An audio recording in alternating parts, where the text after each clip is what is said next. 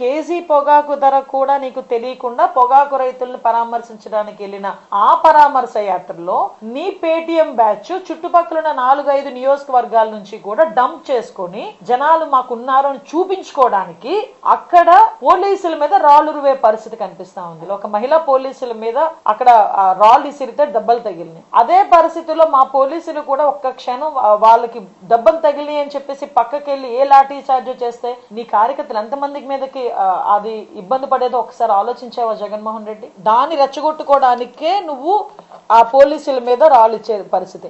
అక్కడ శాంతియుతంగా ధర్నా చేస్తున్న మహిళల మీద చెప్పులు ఇసిరి రాళ్ళు ఇసిరి వాళ్ళ మీద నానా బూతులు వాళ్ళని తిట్టిస్తా ఉంటే అక్కడ రెచ్చగొట్టే పరిస్థితి చేసావు. తెనాలిలో ఆడ పెద్ద రౌడీ షీటరు అతగాడు చేసిన అరాచకాలని వింటేనే చాలా భయం వేసే పరిస్థితులు. అక్కడ ఒక గాంజా బ్యాచ్ ని పరామర్శించడానికి జగన్మోహన్ రెడ్డి వెళ్ళాడంటేనే జగన్మోహన్ రెడ్డి తాలూకు మానసిక పరిస్థితి గురించి ఆలోచన చేసుకోవాలి. ఇవన్నీ మీ కింద మచ్చలు పెట్టుకొని ఈ రోజు ప్రభుత్వం గురించి మా గురించి మీరు మాట్లాడుతున్నారు. ఈ రోజు నేను చాలా ధైర్యంగా చెప్పగలను, క్రైమ్ రేటు తగ్గింది.